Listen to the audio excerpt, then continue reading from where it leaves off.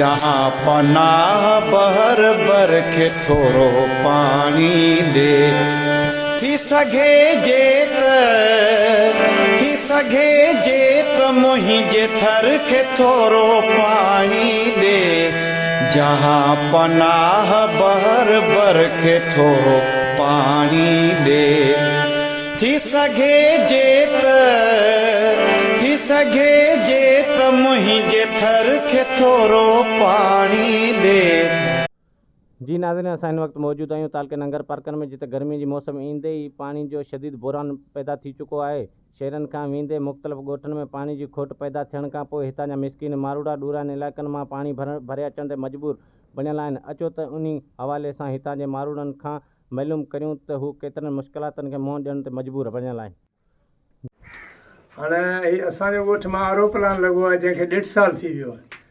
1.5 साल थी वियो आहे। खारो पाणी पी पी असीं तंग आहियूं। तमामु खारो पाणी असांजे ॻोठ जो आहे। असां परे परे खां पाणी भरे ईंदा आहियूं। घटि में घटि 2 किलोमीटर खां परे मायूं ॿार बचो पाणी भरे ईंदा आहिनि।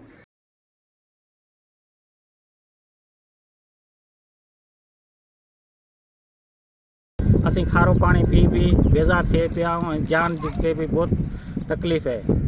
असांजो इहो ई अर्ज़ु आहे त असांखे मिठो पाणी जो कुझु मसलात ॾिनी वञे। ताने दादल में असांखे खारो पाणी पी पी असीं बीमार थी विया हलिया।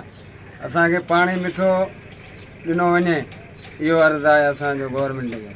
आहे महिरबानी करे असांखे मिठो पाणी खपे। असांखे आरो प्लान ख़राबु हुअण करे पाणी असांखे मिठो ॾिनो वञे। खारो पाणी पी पी बीमार थी विया आहियूं। असांखे मिठो भया पाणी ॾेई वञो। असांखे हिते खारो पाणी पी पी असीं बीमार थी विया आहियूं। ॻोठ में पाणी आहे कोन, असांखे पाणी जी सहूलियत ॾियो। नाज़रीन, अवां हिननि जा वीचार ॿुधा त हिननि जो चवणु आहे त नंगर पार्क खां वेंदे मुख़्तलिफ़ ॿाराड़ी जे ॻोठनि में पाणी जी वॾी किल्लत आहे।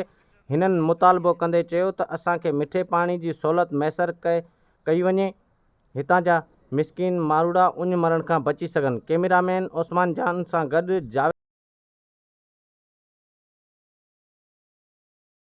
ख़ासि के लिए धरती टीवी न्यूज़ नंगर पार्क।